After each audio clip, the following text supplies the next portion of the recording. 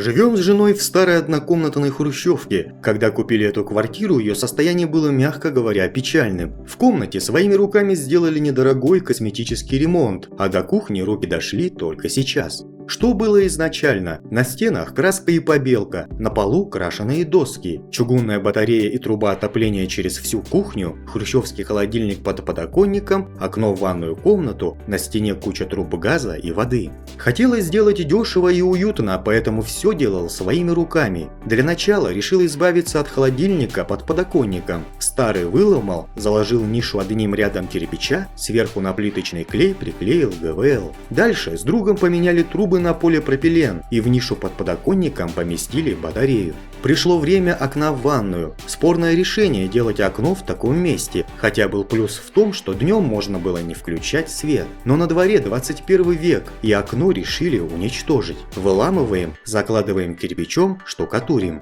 Следующий этап – потолок. Уже не раз убедился, что потолок из ПВХ-панелей – это очень бюджетно, быстро и вполне симпатично. Делаем обрешетку, прибиваем панели и устанавливаем 12-вольтовые лампочки. Стены для меня оказались самым трудным делом. Сначала счистил краску столетней давности, покрыл все бетон-контактом и зашпаклевал. Но на побелку все это не прилипло, и пол стены просто отвалилось. Пришлось счищать еще и побелку, потом заново шпаклевать. Длилось это все около недели. Позже приступил к полу. Ремонт бюджетный, поэтому клал ламинат и прямо на старые доски. Сначала обычными саморезами прикрутил доски к лагам. Решил попробовать класть ламинат по диагонали. Много читал в интернете о трудоемкости такого способа и повышенном расходе материала. Не знаю, мне показалось, что так укладывать и даже легче, да и материала ушло ничуть больше.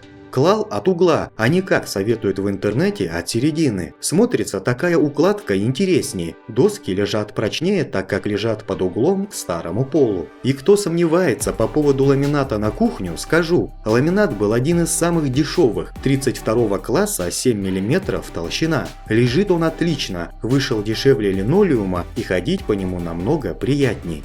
Дальше дело дошло до рабочей стены и гарнитура. Гарнитуры делали на заказ, но собирал и устанавливал сам. Рабочую стену пришлось закрыть гипсокартоном, чтобы спрятать трубы. На гипсокартон была приклеена плитка. Первый раз склеил плитку на жидкие гвозди. Оказалось очень удобно. Тянулся ремонт очень долго, от начала до конца прошел почти год, так как делал все один, бывали перерывы на месяц и больше. По деньгам вышло около 60 тысяч рублей, из которых 20 тысяч это гарнитур, 4 тысячи телевизор, 6 тысяч стол, остальные деньги – материалы. Итак, друзья, а что вы думаете о таком бюджетном ремонте кухни в старой хрущевке? Напишите свое мнение в комментариях, будет интересно. А также обязательно подпишитесь на мой канал в Яндекс.Дзен. В случае блокировки YouTube в России, ссылку оставлю в описании. А с вами был Бариман, всем добра!